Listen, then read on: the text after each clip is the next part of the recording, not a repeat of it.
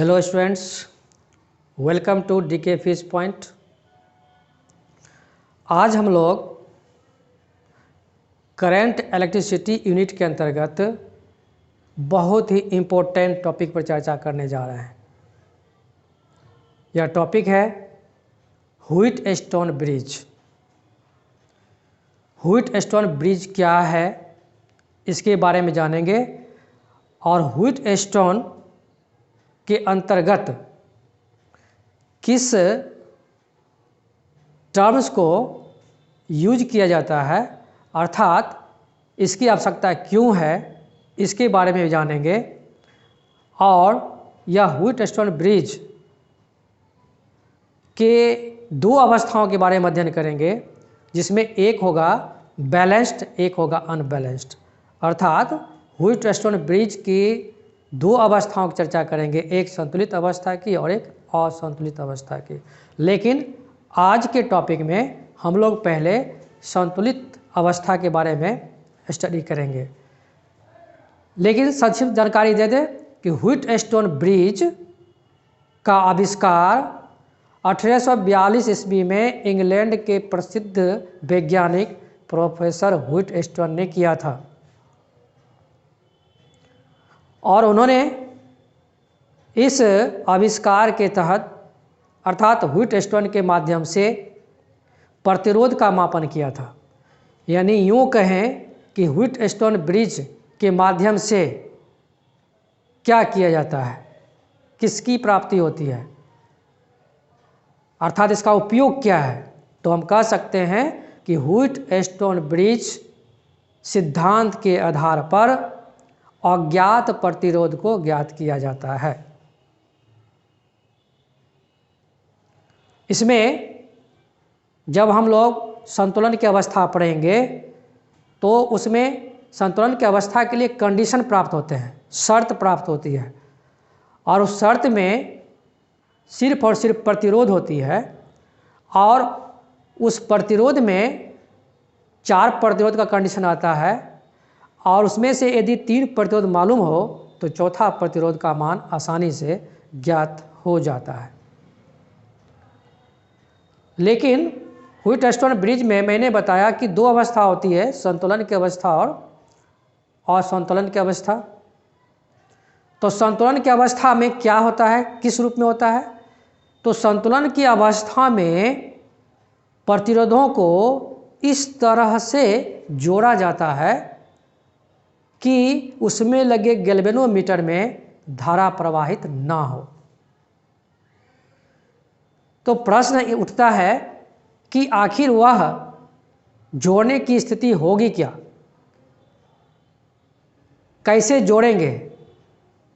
तो तात्पर्य ये है कि आज के टॉपिक में संतुलन की अवस्था में उसी शर्त को प्राप्त करेंगे कि प्रतिरोध को किस रूप में जोड़ा जाएगा, उसका कंडीशन क्या होगा, अंत में निष्कर्ष आएगा, देखेंगे हम लोग।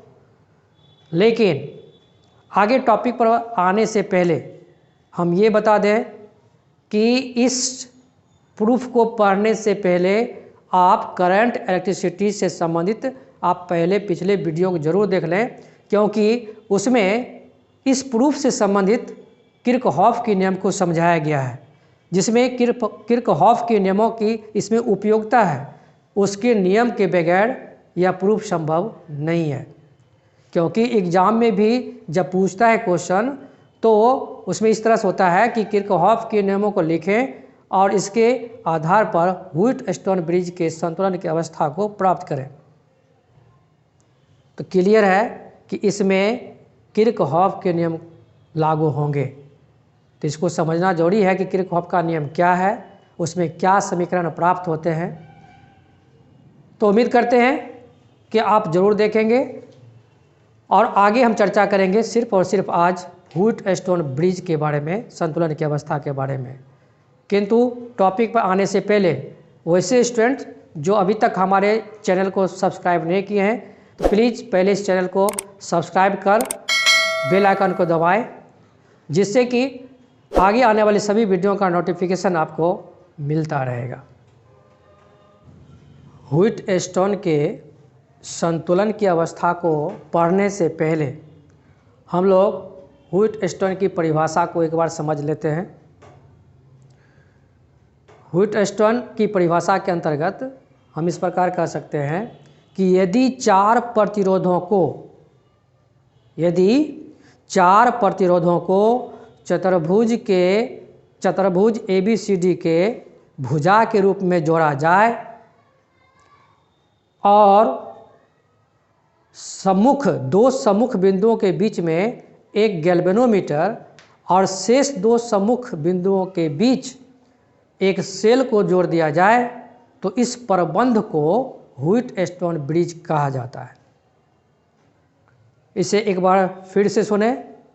यदि चार प्रतिरोधों को चतुर्भुज की भुजाओं ABCD हम छोड़ भी सकते हैं, यदि चार प्रतिरोधों को चतुर्भुज के चार भुजाओं द्वारा निरूपित किया जाए और दो सम्मुख बिंदुओं के बीच एक गैल्वेनोमीटर और शेष दो सम्मुख बिंदुओं के बीच एक सेल लगा दिया जाए तो इस प्रबंध को व्हिटस्टोन ब्रिज कहा जाता है। अर्थात व्हिटस्टोन ब्रिज में चार प्रतिरोध और चतुर्भुज के चार भुजाओं द्वारा निरूपित होगा, दो सम्मुख बिंदुओं के बीच एक गैल्वेनोमीटर। हम जानते हैं कि गैल्वेनोमीटर के माध्यम से धारा किसी चालक में या किसी प्रतिरोध में प्रवाहित हो रही है या नहीं हो रही है, इसका पता चलता है। तो दो सम्मुख बिंदुओं के बीच में एक गैल्वेनोमीटर और शेष दो सम्मुख बिंदुओं के बीच में एक सेल लगा होता है। तो इस व्यवस्था को ही व्हिटस्टोन ब्रिज कहा जाता है। और इस व्हिटस्टोन ब्रिज के संतुलन की अवस्था में गैल्वेनोमीटर से होकर प्रवाहित होने वाली धारा का मान 0 माना जाता है। तो इन परिभाषाओं को इस फिगर के माध्यम से हम लोग समझने का प्रयास करेंगे और स्टेप बाय स्टेप जब हम लोग बढ़ेंगे तो इसके संतुलन की शर्त को भी हम लोग प्राप्त करेंगे। तो चलते हैं, पहले इस फिगर को समझते हैं। इस फिगर में हम देख रहे हैं कि चार प्रतिरोध PQRS लगे हुए हैं और एक चतुर्भुज ABCD चतुर्भुज की चार भुजाएं, इन चार भुजाओं के द्वारा चार प्रतिरोध निरूपित हैं और इस संयोजन में दो सम्मुख बिंदु B और D के बीच में एक गैल्वेनोमीटर लगाया गया है और शेष दो बिंदु A और C के बीच एक सेल लगा हुआ है। इसके बीच एक सेल लगा हुआ है। तो परिभाषा जो कह रहा है उस हिसाब से फिगर में स्पष्ट दिख रहा है कि चार प्रतिरोध और चतुर्भुज के चार भुजाओं द्वारा निरूपित दो बिंदुओं के बीच एक गैल्वेनोमीटर और अन्य दो बिंदुओं के बीच एक सेल लगा हुआ है। अब हम लोग इसमें प्रवाहित धारा के बारे में जानेंगे कि जब यह इस सेल से धारा A बिंदु पर पहुंचती है तो यह धारा दो भागों में बंट जाती है, एक I1 के रूप में और एक I3 के रूप में। और यही I1 धारा B पर पहुंचती है और B पर पहुंचने के पश्चात फिर यह दो भागों में बंट जाती है। एक धारा गैल्वेनोमीटर की ओर आती है जबकि दूसरी धारा Q प्रतिरोध की ओर अर्थात दूसरे प्रतिरोध के जा रही है।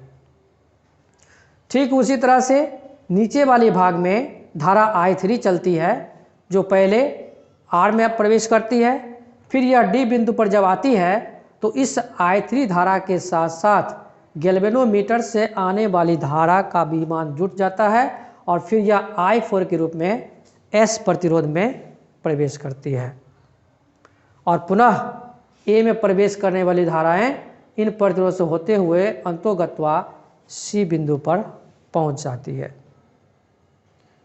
तो यह एक फिगर का डिटेल्स हो गया कि फिगर में क्या स्थितियां बन रही है। अब हम लोग किरचॉफ के नियम के माध्यम से, दो नियम जो पढ़े थे उसके माध्यम से आगे कैलकुलेशन करेंगे और फिर शर्त प्राप्त होगी। तो पहले नियम के तहत और दूसरे नियम के तहत क्या स्थिति बनी थी, तो एक बार इसे हम फिर से बोल देते हैं कि किर्चहॉफ के नियम में जो पहला नियम था उसमें था कि किसी जाल में, चालक के किसी जाल में किसी बिंदु पर विद्युत धाराओं का बीजीय योग 0 होता है। तो यहाँ पे हम लोग इस नियम के तहत पहले बी बिंदु पर और फिर डी बिंदु पर धारा का कैलकुलेशन करेंगे कि इस बिंदु पर धाराओं का योग क्या होगा और इस डी बिंदु पर धाराओं का योग क्या होगा। और यह जान लें कि अभी चूंकि संतुलन की अवस्था प्राप्त कर रहे हैं तो भले ही यहाँ पर इंडिकेट किया गया है कि गैल्वेनोमीटर में IG धारा प्रवेश कर रही है, लेकिन यहाँ पे संतुलन की अवस्था जब हम प्रूफ करेंगे तो उसमें IG का मान 0 लेंगे, क्योंकि जब संतुलन की अवस्था होती है तो उस समय गैल्वेनोमीटर में धारा का विक्षेप निर्देशित नहीं होती है, अर्थात वहाँ पे IG का मान 0 लिया जाता है। तो जितनी सारी मैंने बात को बोला है भाषा आपके सामने में है, आप इसे एक बार पढ़ भी लें। अब हम लोग किर्चहॉफ के फर्स्ट नियम को यूज करने के लिए जा रहे हैं, पहले बी बिंदु पर फिर डी बिंदु पर।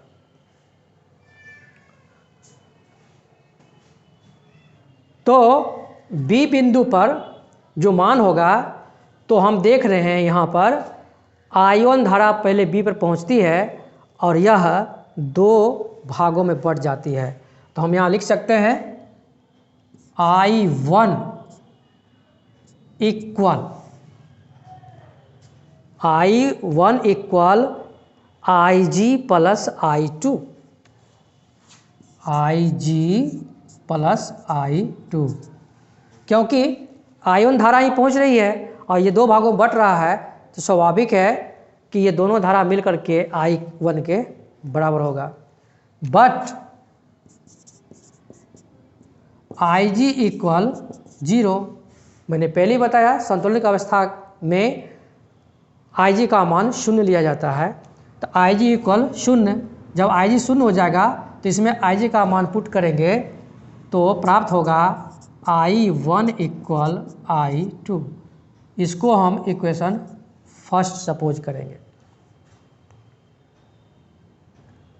अब इसी प्रकार बिंदु D पर हम लेंगे।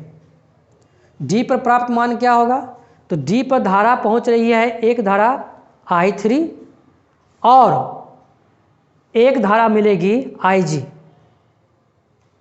भले आगे चल कर के IG का मान 0 बैठाएंगे, लेकिन अभी यह सपोज करते हुए कि यह IG धारा D पर पहुंच रही है तो दोनों मान को जोड़ा जाएगा और वह किसके बराबर हो जाएगा, तो I4 के बराबर। तो मतलब I3 plus IG equal I4 हम लिख सकते हैं।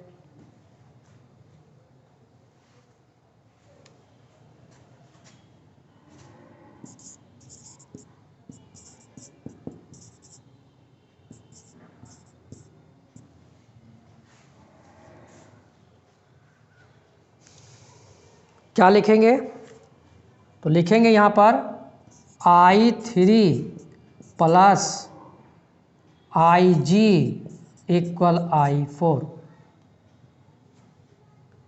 बट IG इक्वल 0, इसलिए I3 plus 0 equal I4 equivalent I3 equal I4। इसे हम इक्वेशन सेकेंड मान लेंगे। तो किर्चहॉफ के प्रथम नियम के अनुसार बी बिंदु पर और डी बिंदु पर धाराओं का बीजगणितीय योग क्या होगा, उसके आधार पर हम लोग 2 समीकरण प्राप्त कर चुके हैं। एक में बी बिंदु की स्थिति में I1 इक्वल I2, जबकि डी बिंदु की स्थिति में यानी डी बिंदु पर जो आवेश आ रही है और वहाँ से जो जा रही है उसकी स्थिति में I3 इक्वल I4। आप इसे नोट कर लें, फिर आगे कैलकुलेशन करते हैं। हम लोग 2 इक्वेशन प्राप्त कर चुके हैं, तो इस इक्वेशन को हम एक रूप में लिखेंगे और लिखेंगे यहाँ पे from equation first and equation second. First और सेकेंड में फर्स्ट में प्राप्त हुआ था I1 इक्वल I2 और सेकेंड में I3 इक्वल I4, दोनों समीकरण में यानी पहले समीकरण में दूसरे समीकरण से भाग देंगे, डिवाइड करके लिखेंगे और इस तरह से लिखेंगे I1 by I3। Left side में दोनों में, एक में I1 है और दूसरे समीकरण में लेफ्ट साइड में I3 है, तो बाईं साइड में जो मान है उसको डिवाइड करके लिख रहे हैं I1 अपॉन I3। इसी तरह से राइट साइड में हो जाएगा I2 अपॉन I4। इसको इक्वेशन 3 मान लेंगे। तो 3 इक्वेशन प्राप्त हो चुके हैं, लेकिन आगे चल करके इस इक्वेशन का यूज पुनः होने वाला है। तो अभी तक प्रथम नियम से हम लोग बी बिंदु और डी बिंदु पर जो धाराएं आ रही है और वहाँ से जो फिर प्रवाहित हो रही है उसके द्वारा अंतिम समीकरण के रूप में कंडीशन प्राप्त कर चुके हैं I1 upon I3 equal I2 upon I4। अब हम लोग दूसरे नियम, किरचॉफ के दूसरे नियम का यूज करेंगे और दूसरे नियम के तहत 2 स्थितियाँ यहाँ पर बनेगी, क्योंकि दूसरा नियम बंद जाल से संबंधित है, बंद परिपथ से संबंधित है। क्योंकि दूसरा नियम कहता है कि किसी बंद परिपथ के प्रत्येक भाग से प्रवाहित धारा और संबंधित प्रतिरोध के गुणनफल का बीजगणितीय योग उसमें प्रवाहित विद्युत वाहक बल के बराबर होता है। यहाँ पे बंद परिपथ की बात हो रही है, तो बंद परिपथ के रूप में 2 स्थिति बन रही है। एक बनेगी A B D A, फिर से देखें A B D A से चली अब पुनः B होते हुए D होते हुए A पर चला आया, इसका मतलब बंद परिपथ बन गया। दूसरा जो परिपथ बनेगी वह है B C D B, B C D B, यह दूसरा बंद परिपथ है। इन दोनों बंद परिपथ में नियम के अनुसार प्रतिरोध और धाराओं के गुणनफल का बीजगणितीय योग क्या होगा, इसको हम लोग प्राप्त करेंगे। तो किरचॉफ के दूसरे नियम के अनुसार बंद जाल ABDA के लिए हम प्राप्त कर सकते हैं I1P प्लस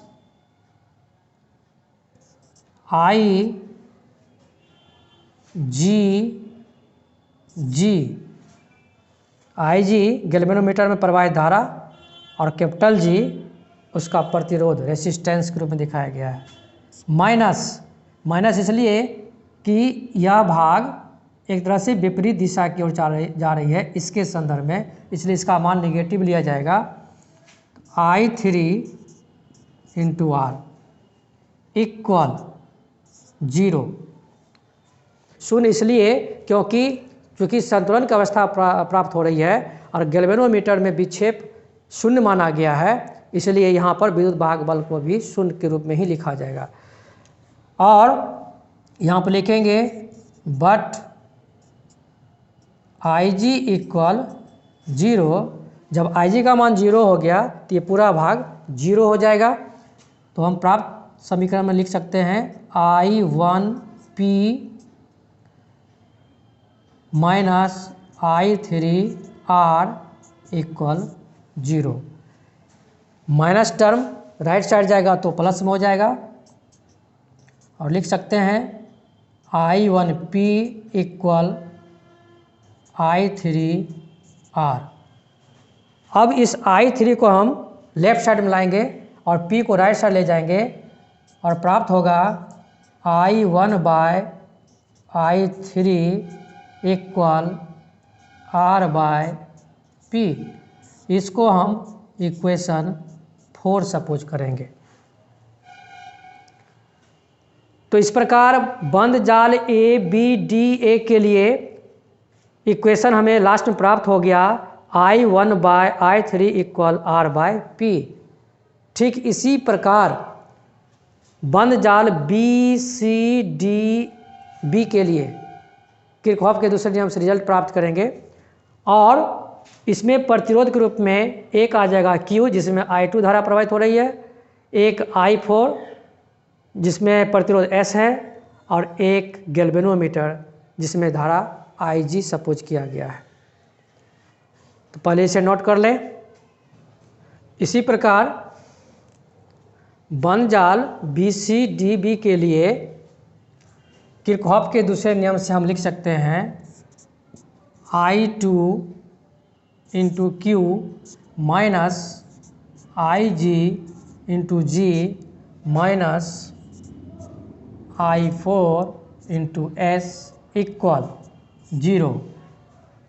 मैंने पहले भी बताया था और फिर से बता दें कि यहाँ पे इक्वल में सिग्मा ईटा अर्थात ई भी बोलते हैं, अर्थात यहाँ पर विद्युत भाग बल का मान होता है, किंतु गैल्वेनोमीटर में विक्षेप शून्य है, असंतुलित अवस्था प्राप्त कर रहे हैं, तो ऐसी स्थिति में यहाँ पर विद्युत भाग बल का मान भी शून्य ही माना जाता है, शून्य लिया जाता है। बट IG इक्वल 0, जो अभी मैंने चर्चा किया, तो IG का मान इसमें बैठाएंगे तो ये शून्य हो जाएगा पूरा, और आगे प्राप्त होगा I2Q minus I4 into S equal 0। तो ये माइनस वाले टर्म राइट साइड जाएंगे, I2Q इक्वल I4S।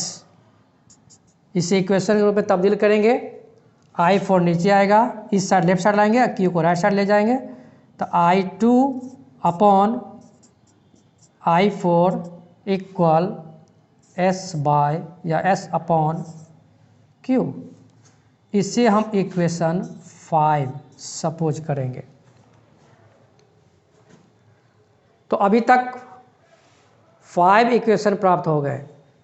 पहले किरचॉफ के प्रथम नियम से 3 स्थितियां प्राप्त हुई थी और फिर किरचॉफ के नियम से 2 स्थितियां। वहाँ में जो फर्स्ट सेकेंड के माध्यम से जो थर्ड समीकरण प्राप्त किए थे, वहाँ पे इक्वेशन प्राप्त हुआ था I1 upon I3 equal I2 upon I4। और आप इसमें देखें समीकरण 4 में और 5 में लेफ्ट साइड में I1 अपॉन I3 और 5 में I2 अपॉन I4 है। तो इसका मतलब हुआ कि 4 और 5 में जो लेफ्ट साइड में है वह आपस में 3 इक्वेशन को देखते हुए हम कह सकते हैं ये बराबर है। और किसी सभी का नियम है कि यदि लेफ्ट साइड यानी एक साइड यदि बराबर है तो दूसरा साइड भी बराबर हो जाता है। तो यहाँ पर लिखेंगे from equation 3rd 4th and 5, यानी समीकरण 3, 4 एवं 5 से 3, 4, 5 में जो लेफ्ट साइड इक्वल हो रहा है तो हम राइट साइड को भी इक्वल करेंगे। पहले इसे नोट कर लें। तो 3, 4 और 5 समीकरण को ध्यान में रखते हुए हम लिख सकते हैं R by P equal S by Q। इसमें क्रॉस मल्टीप्लिकेशन के तहत हम इसको ऐसा भी लिख सकते हैं, P को S के स्थान पर और S को P के स्थान पे, और हो सकता है इसमें R by S equal P by Q। अब इस टर्म को राइट साइड के टर्म को हम लेफ्ट और लेफ्ट वाले को राइट लिखेंगे, P by Q equal R by S। इस प्रकार भी हम लिख सकते हैं। यह जो स्थिति आई है, यह स्थिति ही व्हीटस्टोन ब्रिज के संतुलन की स्थिति प्राप्त होती है, संतुलन की शर्त है, जिसमें P by Q equal R by S प्राप्त हुआ है। तो इसमें P और Q एक भाग में, एक सीरीज में जुड़ा हुआ प्रतिरोध है, जबकि R और S दूसरे सीरीज में जुड़ा हुआ प्रतिरोध है, और दोनों प्रतिरोध दूसरे भाग से एक तरह से समांतर रूप से जुड़े हुए हैं। P के समांतर S और Q के समांतर R है। कहने का तात्पर्य है कि यह व्हीटस्टोन ब्रिज संतुलन की स्थिति में तभी हो सकती है जब एक सीरीज में जुड़े हुए दोनों प्रतिरोधों का अनुपात दूसरे सीरीज में जुड़े हुए प्रतिरोधों के अनुपात के इक्वल होगा, तो यह व्हीटस्टोन ब्रिज संतुलन की स्थिति में होगी। तो टॉपिक ही था आज व्हीटस्टोन ब्रिज के संतुलन की स्थिति का निर्धारण करना। निर्धारण क्रम में लास्ट निष्कर्ष यह प्राप्त हुआ। अब शुरू में मैंने बताया था कि इस व्हीटस्टोन ब्रिज का यूज क्या है, उपयोग क्या है। तो मैंने बताया था कि व्हीटस्टोन ब्रिज के माध्यम से, इसके सिद्धांत से प्रतिरोधों का मापन किया जाता है। अब इसमें देखें कि यदि किसी ब्रिज में 4 प्रतिरोध लगे हुए हैं तो 4 में से यदि 3 का मान पता है तो चौथा निकाल सकते हैं। किसी 3 का यदि हमको पता है तो चौथा प्रतिरोध हम प्राप्त कर सकते हैं।